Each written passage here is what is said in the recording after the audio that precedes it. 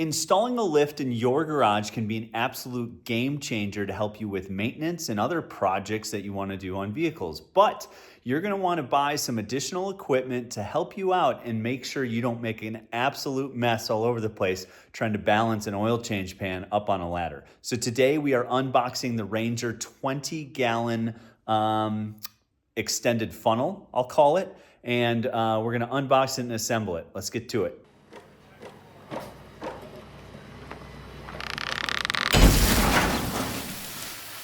What's going on, guys? Welcome back to Detached Garage. It is so good to see you, and we are really ready to use this lift.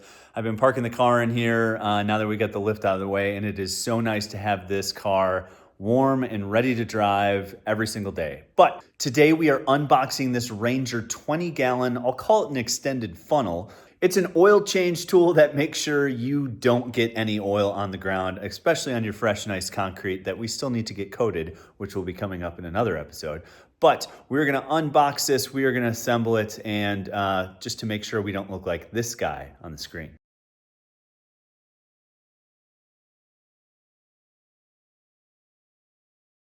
So don't be like that guy. Get yourself one of these. So this is the Ranger 20-gallon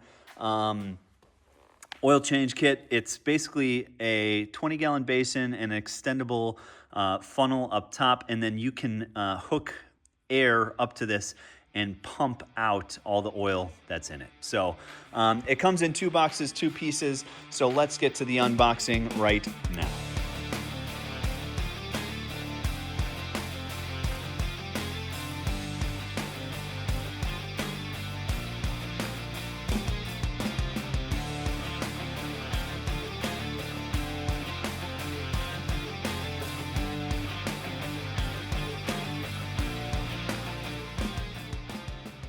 All right, guys, so it comes pretty well packaged. There is some nice, very thin plywood inside this box to help protect it along the way.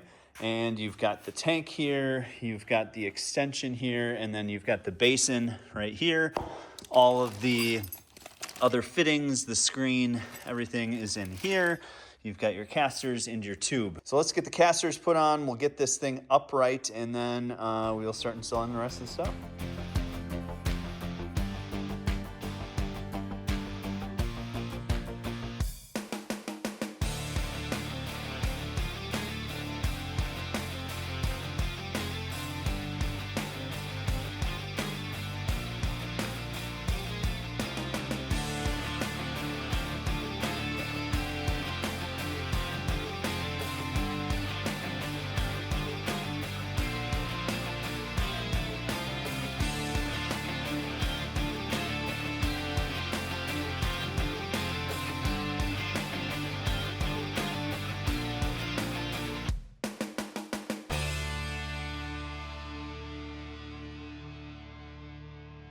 All right, guys, so we have it all assembled. You will need a 3/4 inch wrench, an adjustable wrench, and a Phillips screwdriver. So just kind of an overview of this.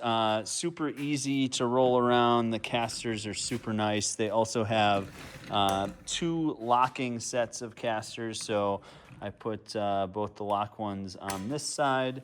And so nice little handle built in here, and this is where you charge it with air. So you charge it up, and one big thing to note, before you charge it up, you need to take this out because this tube goes through this 2-inch valve, okay? So you take this out, you close this, you charge it with air, and then you can essentially pump out your fluid over here.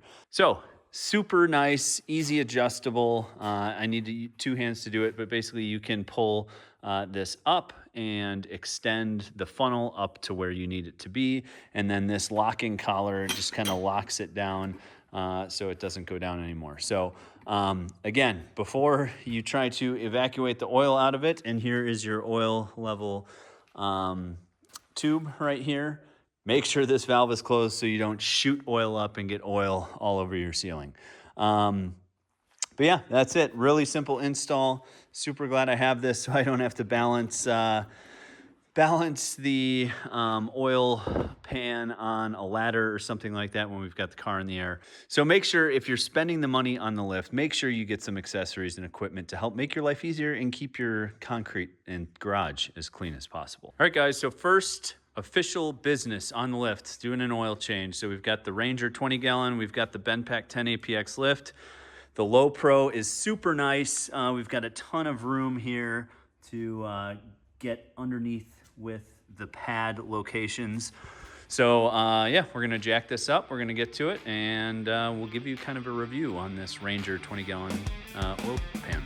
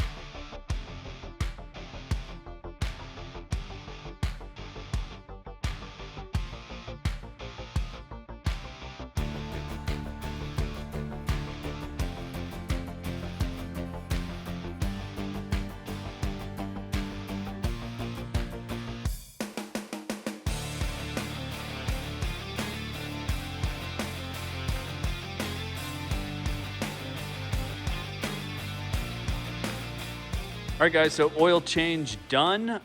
You can't even see on the level indicator because it's only about 5.5 quarts. But the only thing that is interesting about this setup is this nylon ring here. They say to keep it below this little stop. And so if you move the stop up, I'm gonna try and do this with one hand.